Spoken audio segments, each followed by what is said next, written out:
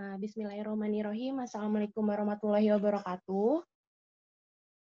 Untuk hari ini kita akan membahas mengenai vaccination atau vaksinasi. Mungkin kita sering dengar mengenai vaksinasi, imunisasi, atau segala macam yang berhubungan dengan vaksin ini. Oke, selanjutnya apa sih itu vaksin? Vaksinasi adalah pemberian vaksin khusus untuk meningkatkan atau menimbulkan kekebalan pada diri seseorang secara aktif terhadap suatu penyakit tertentu. Beda. Nah, inilah vaksinasi tersebut bahwa kalau kita diberikan vaksin itu tidak melulu kalau misalkan kita sakit, tapi vaksinasi ini juga diberikan kepada orang-orang yang sehat. Nah, di dalam dunia Islam, metode vaksinasi bermula dari penemuan seorang ilmuwan Muslim bernama Abu Bakar Muhammad bin Zakaria atau Arazi, yang biasanya kalau di dunia Arab, di Barat itu dia dikenal dengan nama Razes. Nah, Arazi ini diketahui sebagai ilmuwan serbabisa dan dianggap sebagai salah satu ilmuwan terbesar di dalam Islam. Untuk selanjutnya, Arazi menyampaikan diagnosa mengenai cacar. Nah, buku Arazia yaitu Al-Judari wal Hasbah atau Cacar dan Campak adalah buku pertama yang membahas tentang cacar dan campak sebagai dua wabah yang berbeda. Nah, di sini dijelaskan oleh Arazi bahwa kemunculan cacar ditandai oleh demam yang berkelanjutan, rasa sakit pada punggung dan gatal pada hidung, dan mimpi buruk ketika tidur.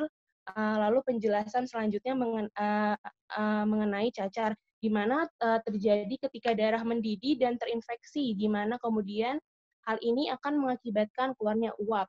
Kemudian darah muda berubah menjadi darah yang makin banyak dan warnanya seperti anggur yang matang. Pada saat ini, cacar diperlihatkan dalam bentuk gelembung pada minuman anggur. Penyakit ini dapat terjadi tidak hanya pada masa kanak-kanak, tetapi juga masa dewasa. Cara terbaik untuk menghindari penyakit ini adalah mencegah kontak dengan penyakit ini, karena kemungkinan wabah cacar bisa menjadi epidemi. Nah, untuk selanjutnya, diagnosa Arazi ini dipuji oleh Ensiklopedia Britania pada tahun 1911, di mana disebutkan bahwa pernyataan pertama yang paling akurat dan terpercaya tentang adanya wabah ditemukan pada karya Dr. Persia pada abad ke-9, yaitu Razes, di mana dia menjelaskan gejalanya secara jelas, patologi penyakit yang dijelaskan dengan perumpamaan fermentasi anggur dan cara mencegah wabah tersebut. Nah, Murji di tahun 1815 dalam buku The History of the Smallpox, Arazi merupakan peletak dasar teori acquired immunity atau imunitas bawaan. Nah, teori Arazi itu kemudian mulai dikembangkan oleh para ilmuwan Islam. Nah, proses yang dilakukan oleh ilmuwan kehilafahan masih berbentuk metode inokulasi yang prosesnya mengacu pada infeksi virus cacar pada subkutan diambil dan diberikan ke individu lain. Namun seperti yang sudah ditemukan oleh Arazi, peletak dasar teori acquired immunity ini bahwa sebenarnya inokulasi ini memang memiliki resiko. Ada kekhawatiran bahwa penerima dapat mengembangkan cacar yang ada. Nah, selanjutnya metode ini atau metode inokulasi ini kemudian disebut dengan metode variolasi. Nah, dari situlah metode variolasi itu berkembang. Vaksinasi sebagai salah satu ilmu kaunia terbesar di abad ini. Diawali dengan tradisi masyarakat Muslim Turki pada awal abad ke-18 yang memiliki kebiasaan menggunakan nanah dari sapi yang menderita penyakit cacar sapi atau kopoks untuk melindungi manusia dari penyakit cacar. Nah, vaksinasi ini ditemukan saat kerajaan Islam Ottoman.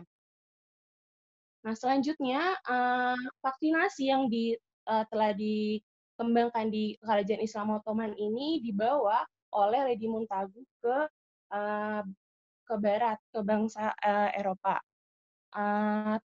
Awalnya Lady Montagu ini membawa vaksinasi ini ke London, tapi dia mendapatkan beberapa mendapatkan beberapa tidak disetujui oleh pihak pemerintahan yang berkaitan.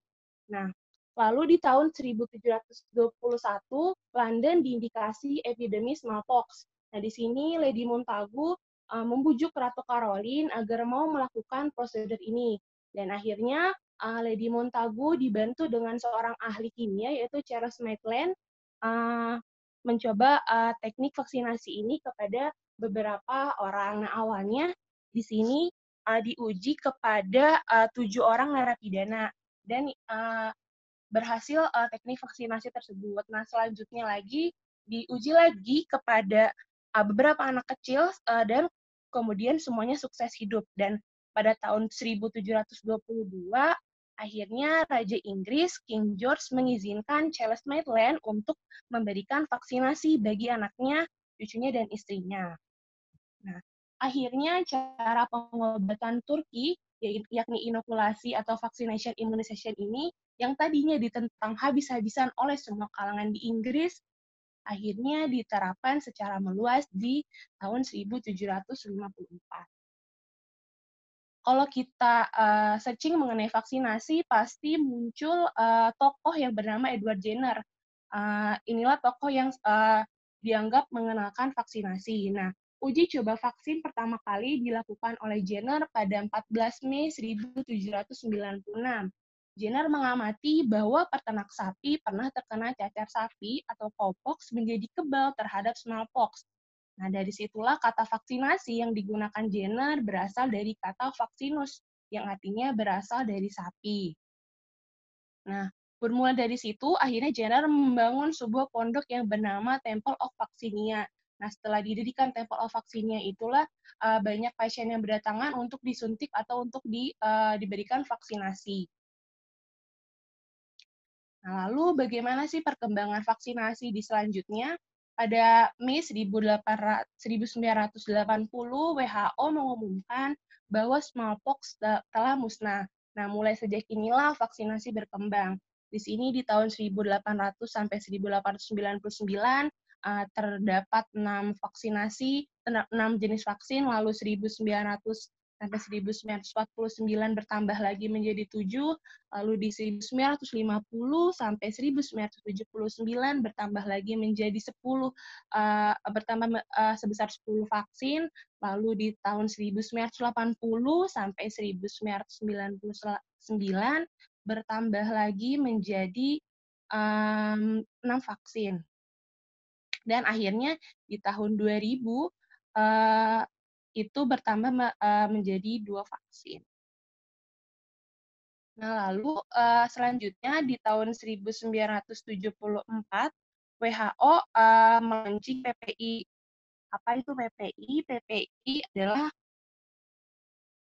PPI adalah pencegahan dan pengendalian infeksi. Nah, tujuannya adalah setiap anak yang umurnya